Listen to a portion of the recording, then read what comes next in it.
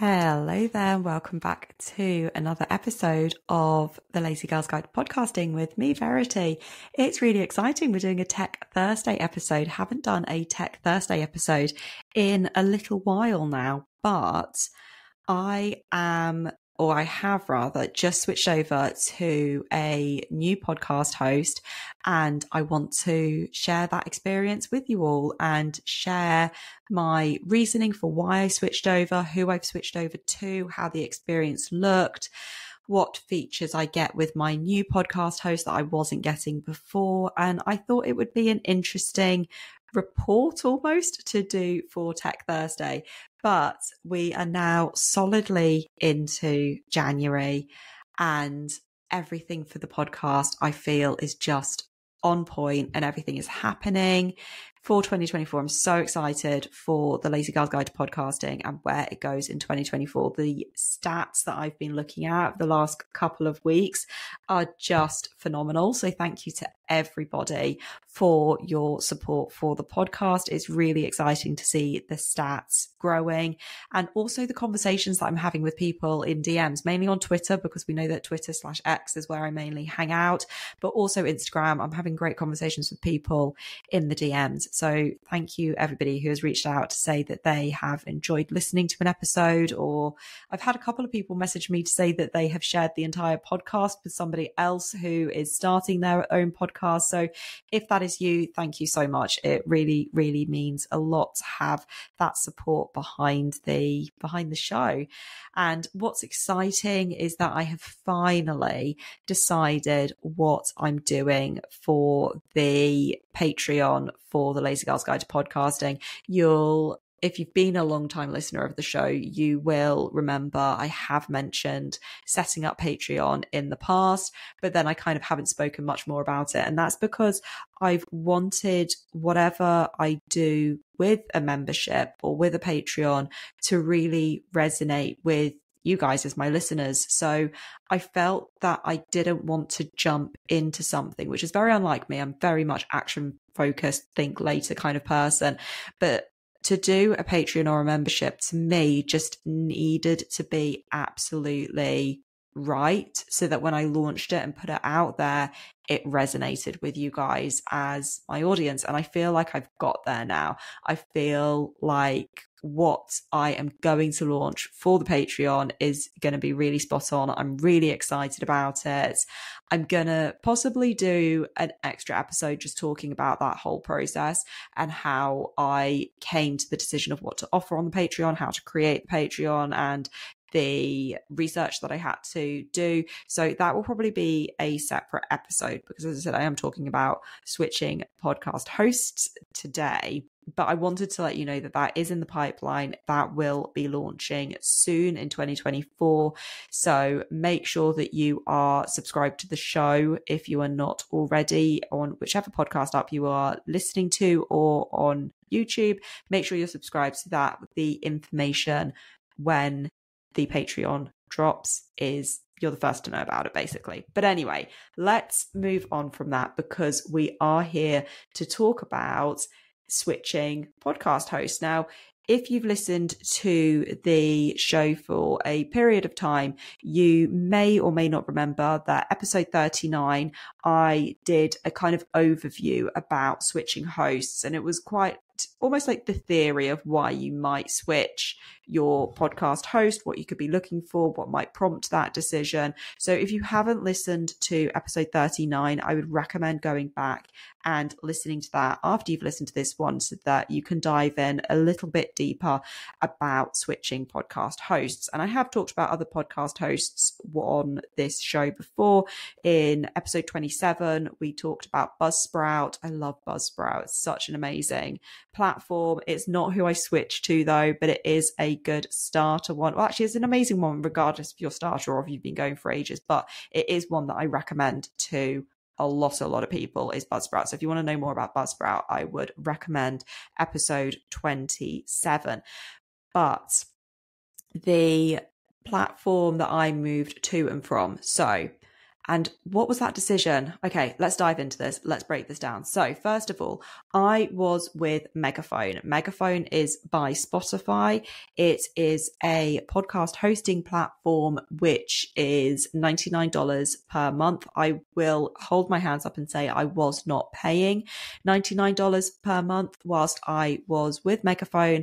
I was attached to a podcast network and I was able to take advantage of their membership to Megaphone by Spotify.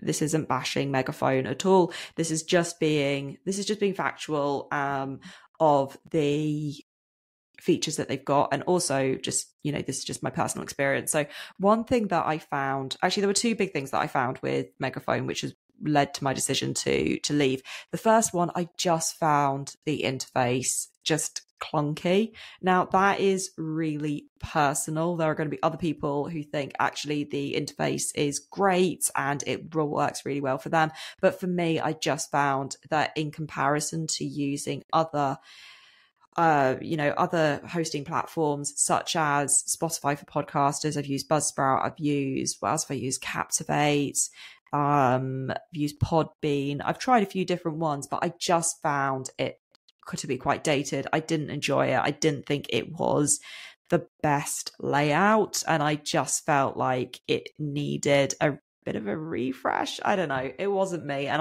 it caused me stress every time I logged on because I was like, I'm just not enjoying this experience at all. The other thing that I didn't enjoy about Megaphone is I just found that every time I tried to do something, I was like, oh, they don't have that feature. And then I would request and I will say to them, they've got an amazing support team. They get back to you really, really quickly. But every time I said, oh, how do I do this? They were like, yeah, we don't have that as a feature yet. And I'm like, come on, it's 2023 going into 2024. It's 2024 now. Why do we not have whatever feature it was? And to me, some of these features were really, really basic. You might not think that they were basic, but to me, some of these features were really basic. So for example, I could not attach a transcript to any of my episodes that I published through Megaphone. And to me, I just think that's really basic to be able to attach a transcript. You might not agree. You might think that actually having a transcript is pointless. For me, I like to do it for a couple of reasons. First of all, SEO, and also for any listeners who want to interact with the written transcript as opposed to the audio transcript. And that could be for a variety of reasons. But to me, that was just something really, really basic that was missing. There were other things as well. You couldn't, I don't know, I'm trying to think now, but there was so much where I just found it clunky and I just didn't find it the best. I found that going through the analytics, I don't know, it wasn't very logical to me. Now, obviously, a lot of that is very opinion based. So somebody else may well go in and think actually the layout works completely for them, etc. And as I said, this is not knocking Megaphone. This is just my personal experience. So who did I switch over to? I switched over to Captivate FM. Now I did trial Captivate for a few weeks back in May, June time. It was when I came back from the London podcast show, and I actually spoke to the Captivate team whilst I was there. And then I got chatting to this bloke who I cannot remember what his name was. Absolutely lovely American. He hosts several podcasts and he was just like this super fan of Captivate. And I was like, oh my gosh, if it's this amazing, I need to try it out. So tried it out. I did really enjoy it, but then moved to Megaphone, as I said, because I had the opportunity to be part of this network. But when I decided that Megaphone was no longer going to be for me, in my mind, I had one of two options. I could either go back to Buzzsprout, who I was with right at the beginning, or I could go over to Captivate. And I decided to go to Captivate for a few different reasons, mainly for their features. I feel that they are very responsive in terms of when people say, hey, we need this feature, they look into it. But the biggest thing for me was for my website integration. Now, I have a WordPress website. I love WordPress. I know that not everybody gets on with it, but I absolutely love WordPress. And Captivate have got this really cool little feature, which is a plugin for WordPress. I can't remember exactly what the plugin is called. If you can hear me clicking in the background, it's because I'm on the screen looking it up as I talk. It's called Captivate Sync. There we go. I probably could have worked that out. That's quite easy. But they have a plugin called Captivate Sync. And what you do is you just put that into your WordPress.org, not .com, WordPress.org website. And then what it does is it just syncs everything to do with your podcast to your website. And there is no need to create a new post every time you put out a new episode, because the plugin just does everything for you. So every time I have an episode that goes live in Captivate, it automatically creates a new post page on my website, which is great from like an SEO point of view and just a further reach point of view. And the other great thing is that it automatically synced and did the same for my entire back catalogue. So for me, that was just such a massive time saver. You do not need to have a website page or website post for every single one of your episodes if you don't want to. So if you're thinking, oh my gosh, Verity, this is now like a task that I don't want to take on, you don't have to do that. It's just that for me, from an SEO, from a discoverability point of view, I liked to have a presence for each episode of the podcast on my website. And now using Captivate Sync, I just don't need to do that. So for every episode, yes, okay, it may have only taken maybe 15-20 minutes of my time to put that particular post together, but I don't need to do that anymore, which is just amazing. Just, chef's kiss, absolutely amazing. So that was one of my big draws for coming back to Captivate, was because of this plugin, Captivate Sync, that works with WordPress. So absolutely love that. The other few features, which I'm not going to go through these in any particular order, they're just features that I absolutely love about Captivate. The first one is playlists. So I have at this point got over 60, coming up for 70 episodes on this podcast. That is a lot of episodes. But because of that, what I like to do is actually have playlists. Then if people are interested in monetizing, if they're interested in basic setup, if they're interested in tech episodes, then I can actually say to them, and I've got this on the homepage of my website now, I've got 3 separate playlists. So if you want to just dive into one topic, then like these are the different episodes that will fulfill the information that you need for that particular topic. I love that feature. The other thing that they've got is episode planning. So you may have seen on my Twitter a while ago, I was talking about how I've got this spreadsheet, and I've still got this spreadsheet, and it's telling me everything about every episode that I've got for the podcast. But what I love about Captivate is they've got this section called episode planning, where I can go in and I can write out all these ideas that I've got for the episode. I can record the episode, and then I can actually convert that episode plan into the basic structure of some show notes moving forward, which I love that. I think that's brilliant. There's monetization options. I haven't explored those yet, but they do have a tip jar. They do have memberships. So that will be interesting to explore. And I think I'll probably in a few months' time, I might do a follow-up episode of this, maybe reviewing, delving into those features a little bit more. But if you are using something like Ko-fi or Buy Me a Coffee, then you could actually replace those with the tip section in Captivate, and then just get rid of, and it's just, an extra platform that you don't need to be using. Speaking of extra platforms that you don't need to be using, they've got an entire guest booking section, and it's similar to something like Calendly, or I'm trying to think what the other ones are called, but the calendar software that's out there.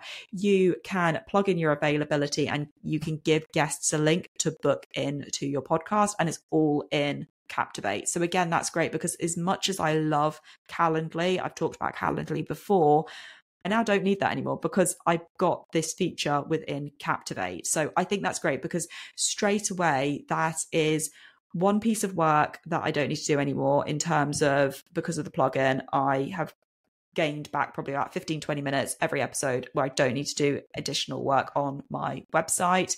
I can get rid of Ko-fi because I've got a tips jar that I can use here. And also I can get rid of Calendly because bookings is within Captivate. So I love that I'm able to streamline these different tools into one tool, which is Captivate, which I really love. The actual interface, the analytics, I find really, really easy to use. So yeah, all in, I am incredibly happy with moving over to Captivate.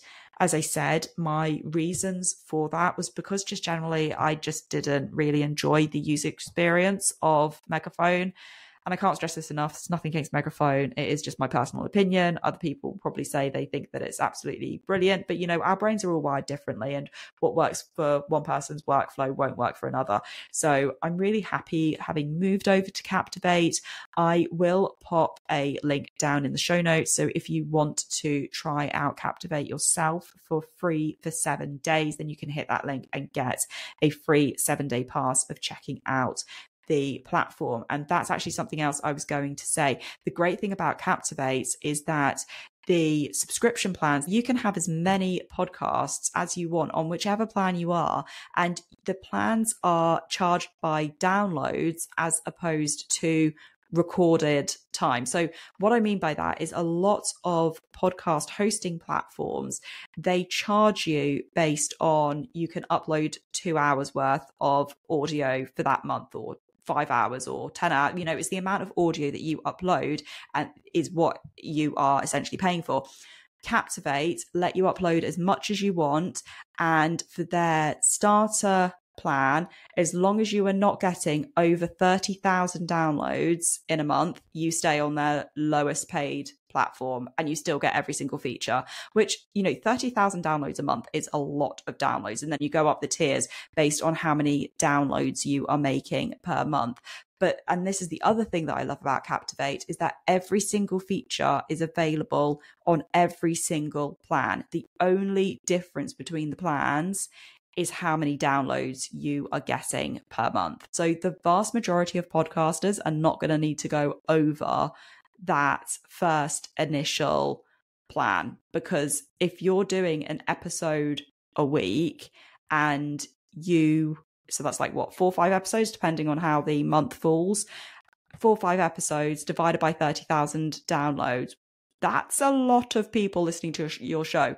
And all I'm saying is that if you were hitting that, then well done, particularly if you're just starting out, because that's an amazing feat. My point is that, you probably won't have much of a need to be going over that particular plan. But yeah, so that is my journey. That's who I switched from and to, and why. And as I said, I think I'm going to follow up with this episode probably in a couple of months, just reviewing my journey with Captivate and going a little bit more of a deep dive into those different features that I haven't gone into too much, because I've only been back with them less than a week now. So those features that I haven't gone into them too much, I will follow up probably, as I said, in a couple of months with another Tech Thursday episode. I hope you have found this episode useful. It's been great chatting to you as ever. I'm Verity. This is the Lazy Girl's Guide to Podcasting, and I will see you next episode. Happy podcasting, everyone.